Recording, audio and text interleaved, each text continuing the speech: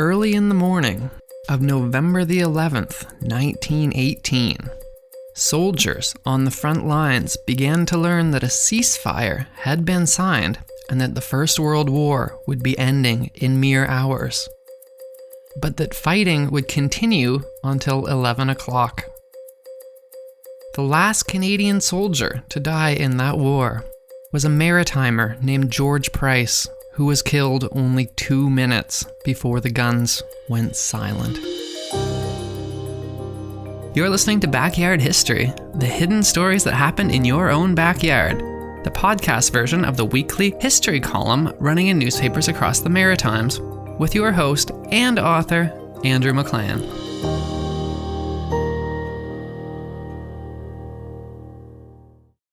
On November 8th, the Germans had signaled their willingness to sign an armistice, which means a peace treaty, with the Allies to end what was then called the Great War. Their country was in disarray. There were open revolts in the streets. The government that had led them through the war had resigned. Their Kaiser, or king, had abdicated, and a new government had taken its place. Allied leadership, aware of the Germans' precarious situation, were drawing out the war to better position themselves for the negotiated peace that would follow. In the previous 100 days, Canadians had played a disproportionate role in putting the Germans in a position where they were willing to sign a peace agreement. By the later part of 1918, the war was very different from the image that we have of an unmoving trench warfare. Also, by 1918, the Canadians were very different. No longer did they fight in isolated units divided among British armies like early in the war. Now they were working together as the 100,000-strong Canadian Corps. The Allied High Command had been planning for the war to drag on for a whole other year and had been putting many resources into planning a massive offensive for the spring of 1919. But all of that changed with the campaign that became known as Canada's 100 Days. The Canadian Corps had built up a fearsome reputation as elite shock troops.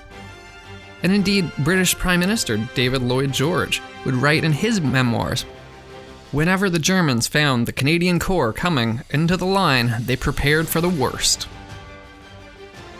Allied High Command went to great lengths to hide the Canadians' movements, secretly marching them into the ongoing Battle of Amiens.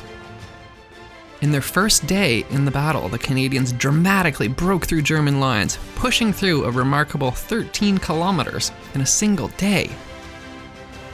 Soon after, the Canadian Corps was pulled out of the battle and then moved to another strong point on the German lines, the seemingly invincible Hindenburg Line.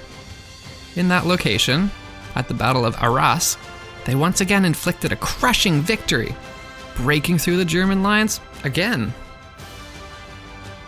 Once again, the Canadians were moved, and at Camembert, again broke through the Hindenburg Line, which was once thought invincible.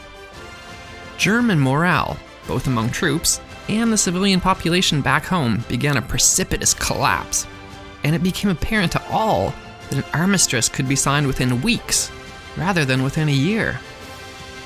In the meantime, though, the Canadians continued to be pulled out and moved to different regions, where they consistently, quickly achieved devastating blows. These victories, however, did not come without a cost, and that cost was terribly high. The Canadians suffered a staggering 45,835 dead, wounded, or missing during Canada's 100 days. Just one of these casualties was George Price. On September 10th, George Price had been struck by gas from a German artillery shell. At that point in the war, gas was heavily used, with up to 40% of the shells that were fired by both sides containing poison gas. It was actually said that the Canadians were gassed every single day during Canada's 100 Days campaign. Both Germans and Canadians alike relied on gas attacks, which was actually a major part of the Canadian Corps' arsenal by that point in the war. After being wounded, George Price spent 19 days in hospital, and afterwards was allowed to go on leave for several weeks to recuperate. But he recovered, and he returned to his unit on October 19th, only 3 weeks before the war ended. George had been born and raised in Falmouth, in Kings County, in Nova Scotia. He was the son of James and Anne Price. Like many Maritimers, he would move out west for work, finding a job on a farm in Saskatchewan. Only a few weeks before Christmas in 1917, the brown-haired, brown-eyed 24-year-old would join the Canadian Army. After a brief training period, he was fairly quickly sent overseas in early February when he joined the front lines in France. At 6 a.m. on November the 11th, 1918, representatives from Germany and the Allies signed an agreement to stop the war that was called the Armistice. It was to take effect that day at 11 a.m. Word was slow about this news getting to the front lines, and different countries reacted to the news differently. At a little after 9 a.m., the British began telling their troops about the upcoming peace agreement. British troops, and Canadians at that time were part of the British forces, were under strict orders not to put themselves in harm's way. There had already been enough lives lost. In stark contrast, however, the French, who had suffered greatly in this war on their own soil, launched a series of last-minute, vengeful counterattacks on the German positions. The German troops, meanwhile, exhausted and facing an uncertain future in which they might potentially end up fighting their own fellow countrymen in the revolution sweeping the streets of their own home cities, grimly waited until 11 o'clock. Meanwhile, at 4 a.m. that very morning, only 2 hours before the armistice was signed, Canada's 2nd Division, 6th Infantry Brigade had been selected to launch an attack on German positions in Belgium. The 28th Battalion, known as the Nor'Westers, received orders to push up to the village of Havre and seize some bridges at a small town called Ville-sur-Haine. Among the Canadian soldiers in the Nor'Westers was a young Maritimer named George Lawrence Price. At around 9 a.m. on November the 11th, a messenger caught up to George Price and 4 fellow Nor'Westers just as they'd reached an old stone bridge near Ville-sur-Haine, just right across the river from the village. The messenger brought them news that must have seemed incredible. The war would be ending in 2 hours. In those final hours of the war, confusion reigned. How soldiers reacted often depended on the whims of their commanders. In some areas, they simply quietly waited. Often, however, they began to dispose of all of their ammunition and artillery shells by firing wildly and blindly in their enemy's direction. The front was a chaotic uproar of concentrated gunfire and explosions from shells flying all over the place in those final hours before the war ended. George Price and the 4 other Nor'Westers that were with him were right in the middle of this. For the last 2 hours of the war, those 5 Nor'Westers had been instructed by the messenger to stay where they were and to stay out of danger until it was over. The problem was, though, that they were specifically, right then, sitting on the dangerously exposed bank of the river in plain view of the other side, where Germans remained, while these shells were firing all the time, just falling about them madly. Meanwhile, one of those 5 Nor'Westers noticed that some bricks had been knocked out of the walls of the houses on the other side of the river. They had been warned that there was a German heavy machine gun nest in the village. Those missing bricks could mean German snipers. The 5 Canadian soldiers decided, on their own initiative, to cross the bridge into town. Once they crossed the bridge, all seemed quiet as they carefully crept from house to house. But then they spotted German soldiers with a heavy machine gun by the river. The Canadians began shooting at the Germans, who returned fire with their machine gun. Aware that they were discovered and would soon be surrounded, the Germans began to flee. George Price spotted a flash of gray, the color of German uniforms, disappearing into one house. He ran through the open back door into the house after the German soldier.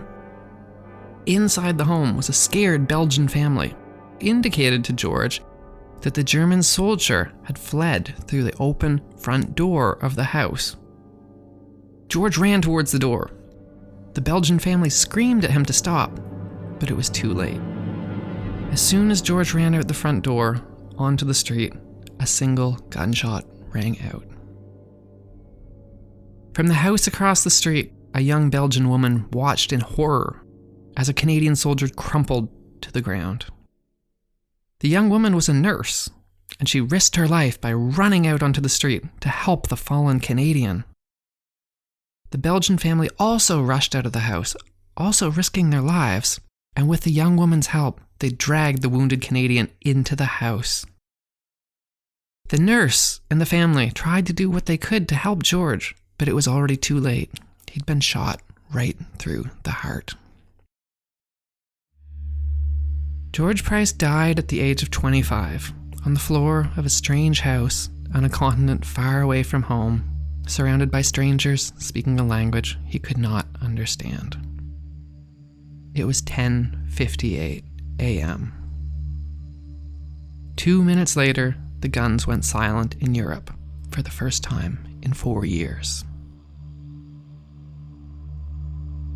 George Price was the last Commonwealth soldier to die in the First World War. As the 4 surviving Nor'westers picked up George Price's body to bring it across the river, a tiny velvet flower fell out of his pocket. The flower was that of a maple tree, and it was stained with George Price's blood.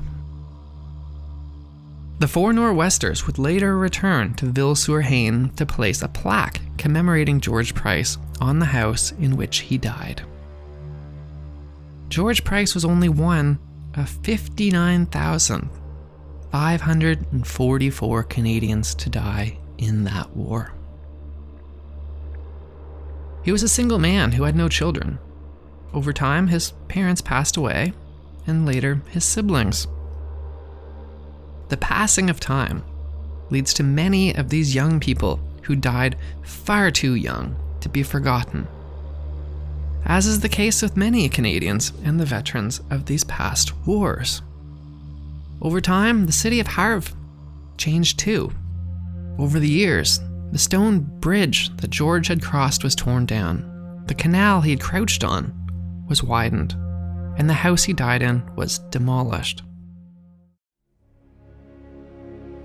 A walking bridge was built across Havre's Canal in 1991. It was announced the name of the bridge would be decided by the citizens of the town in a referendum. 73 years after the young Canadian died, so far from home, the public of that foreign land he had fought in voted to name their bridge the George Price Memorial Bridge. Because George Price had not been forgotten by the people of Havre. If you were to walk through Havre today, you could walk from the George Price Memorial Bridge, you could walk down George Price Street, and you could eventually come to George Price Elementary School. Inside the school, you can find a glass case. Inside the glass case, you can find the flower of a maple tree, made out of velvet and stained with blood. The words beneath it read, "At the ultimate moment when peace was signed, you fell for us, the last victim of a sad conflict. Thank you, George Price."